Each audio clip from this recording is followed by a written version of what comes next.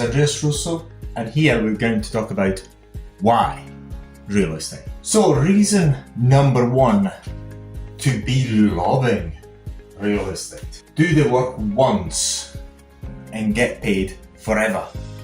Really, this is the only place I know, the only place I really know, the only asset base, the only job I know where you do the work once and you get paid forever. Created a number of products over the years. One of them is a sunflower where you find it still on Amazon, eBay, and so we keep selling it. But the problem in creating products is that the competition comes and it's very disruptive. So you can make products and sell for a period of time, but sooner or later something is going to happen. Some competitors are going to come around, some legislation is going to come around, and, that's going to be designated. Things are not going to remain still. Whatever you do, you make a book, it's going to sell a lot, but sales are going to decline over time. Things get saturated, someone else comes with something better and better books and better products. So you always need to be on the ball. So even in a business where you've got recurrent payments, you always need to be on the ball. But real estate is where you don't need to be on the ball. You just do the work once, you set it up. If you do your job right, you will actually not need to touch it ever again. You can give it to somebody to manage, or you can manage it. You have your own management in your own company that you can create. And that piece of work is going to carry on paying you until you drop dead. And after that, it's going to keep paying, if you structure things properly, your children as well. And grandchildren as well. If you're thinking about, for example, pension schemes, they're absolutely a bunch of garbage. They're really not working, and we've got to talk about that pension schemes later on. It's really a robbery, and people should not sign up for them, but not everyone is watching this sort of information or knows about it. Cannot be bothered about it. They watch TV, soap operas, and go to watch football, and this sort of waste of time. So there you go. Then is the only asset that can virtually not go to zero in value. So if you put things on the stock market, you just start a company, and sooner or later that company you start is going to go to zero. There's nothing you can do about it. Metaverse is going to go to zero. Any company you know of is going to go to zero. But a good, stupidly well-built piece of building in the center of a city, you'll find them there hundreds of years later, very likely refurbished and whatnot, but still going to be there. They will never, unless you demolish them or you put them on fire, will go to zero. It's very, very important as well. It's hard to get destroyed. These things, this piece of buildings, are very hard to destroy. I've had a good amount of real estate. Even when I was doing the demolition part of the work, I said, my God, this is hard work. And then I've seen other buildings that have been vandalized. The vandalism does not cause a lot of damage. Even the tenants cannot cause a lot of damage. You can break a few doors and punch some holes through a partition wall. But these are things that can be sorted out quite easily. So really, it is hard to destroy. Real estate is really hard to destroy. That's very important to know. So you can rest assured, you buy it unless there's a fire. I mean, you've got insurance for that. It's hard to be destroyed. It provides positive cash flow. Not all real estate is made equal. You have to invest in those assets that do provide positive cash flow. Positive cash flow, meaning that after you paid all expenses, mortgage payments, whatever, and all that, you've got some money left. So that doesn't take money out of your pocket, because if you only invest in that, then you can actually afford to keep that piece of property until you drop dead, and you can pass it on as well. So that's the number one priority. You don't buy anything that does not give you any positive cash flow, especially at the beginning. Never do it. I bought a piece of land, I regretted it, I sold it. That's it. I've got still some land, but it's too good of a deal, so I'm not selling that piece of land, but I bought it for nothing, so I just keep it there. So what do I do with £8,000 anyway? So I bought it for nothing, it's huge. So buy real estate that cash flows, that have got So money coming in every month. It doesn't matter even if it's little, as long as it doesn't require you to work too much for it. You can automate it. That little is going to become a lot. It's going to be added up to many other pieces of real estate that you can make. Yes, and also this is very, very important, because when I say provides positive cash flow, there's something else. I don't know whether I mention it here. There's something else that's very, very important. So you buy a piece of real estate with cash flowing, I don't know, say £100. You don't have to think about that £100 positive cash flow almost ever again. Almost, I say always almost. Because even if you don't do anything, that £100 is going to come. So then you can focus your attention into getting another one. You get, I would say, £200. So you worked, say for example, in my case, I worked in my late 20s to get one flat. I still have the positive cash flow from that flat nowadays. Is well over now 15 years. I think it's almost 15 years.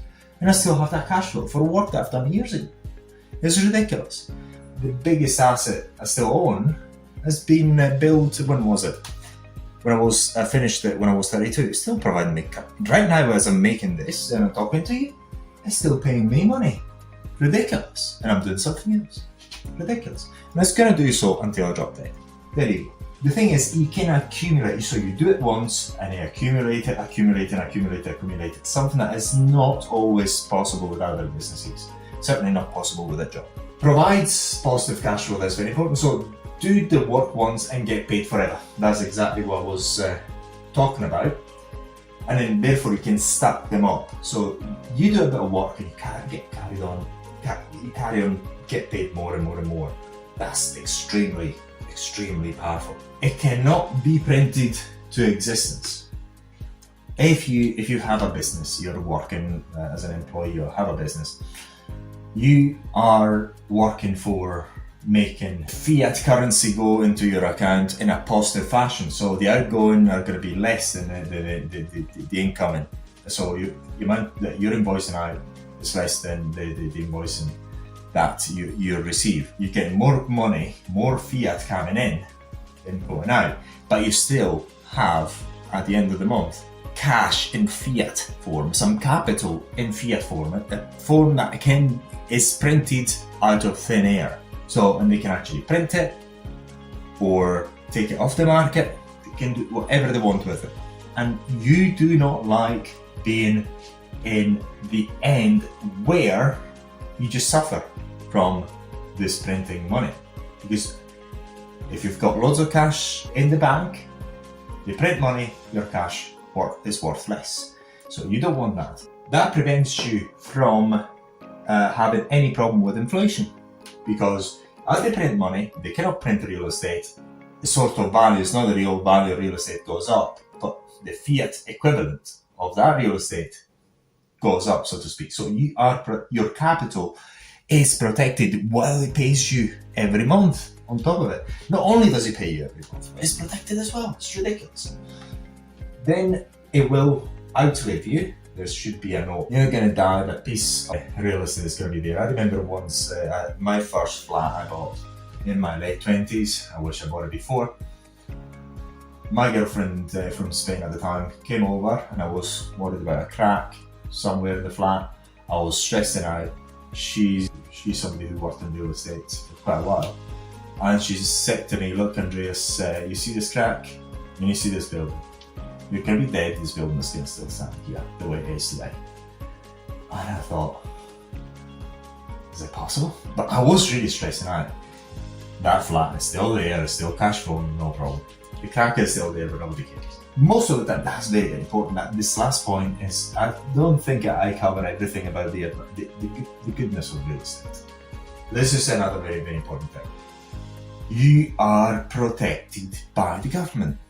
The government, unless you upset certain people, are Klaus Schwab, the people, sort of Bill Gates and whatnot, and you become a real enemy. The government is legislating in your favour. You've got everything going for you. You've got tax advantages. It's ridiculous. It is ridiculous. Let me give you one example. One of the things you don't like is competition. If you've got any business, if you've got a job, you do not want anyone to compete with you. And the same applies with real estate. You don't like competition, do you? No, you don't. There are nice government people, very nice government people, if you are in the ownership side of the equation, protect you. They want to protect you. Why do they protect you? We're going to tell you in a while. They protect you how? Through something called regulations, planning permissions, and other very nice tax schemes. It's absolutely beautiful. Mainly, these three factors. Again, planning permission, heavy regulation, tax advantages. It's beautiful. And let's talk about planning permission. We're in the UK. We get the newspapers and say, oh, there's housing crisis and all that bullcrap. It is all done by design. If they wanted to have houses, they would actually have people to build them. It is a fallacy. They are protecting the rich people who own, guess what? Real estate. This is what they're doing. Because planning permission is very restrictive and is done by design so that the supply gets restricted. And who benefits from that supply being restricted? Us. People who own real estate. There you go. Beautiful. Do you really think that if they wanted to get real estate for everyone, they wouldn't be able to do it? It'd be very, very easy. Just relax planning permission. There would be many buildings, but landlords like me would not be happy. I'm not saying that I don't want that to happen. I don't care. I've got enough. But this is the truth. If you do not own real estate, you're screwed. As simple as it comes, because your rent is going to go up. Your standard of living is going to go down. My rent is going up like no other. I mean, I've seen rents in the areas where I've got properties doubling. In less than 10 years. It's ridiculous. House prices doubling. It's ridiculous. So talked about planning permission, then we've got regulations. They're making it very highly regulated. And you shall love regulation. Because regulation is designed to keep the poor people out. The competition, the amateurs, they're designed to make it so difficult for normal people to get in that they give up. This is what it's done for. As people give up, guess what? You're going to have less competition. There you go. Don't think the regulation is to protect tenants and all that. It's all bullcrap. It's complete, utter bullcrap. It's not for that. It's to protect us, not the tenants. Even tenant eviction regulations. It is designed to protect us, not the tenants. Let me explain why. Because by doing all these stupid regulations, what happens is less people are willing to actually do it. But then when you become a landlord, you realize that these sort of problems with evictions are not a real problem. They happen very, very rarely. So there's many ways. People don't normally get evicted through the courts unless you're really bad at managing properties. That's you've got crap properties. It's very unlikely that you're going to have many people doing it, so it's not viable. It's extremely rare. And then if you're just slightly smart, you can avoid them. Avoid evictions too. So it's not a problem, really. Yes, then you've got tax advantages, which I'm not talking about this right now. There's many tax advantages. I'm not talking about tax advantages, but pretty much I gave you just a few reasons why. It's not as if you want to be in real estate. If you're not in real estate, you're going to suffer. If you are in real estate, you're going to thrive. As simple as it comes. As long as you don't lose your buildings through, litigation or divorce or these other things. There's only one way, and with real estate, is up. Especially the real estate cash flows. There's one way, and that way is up. No other way. Hopefully that explains why real estate is so good and you cannot not be in real estate.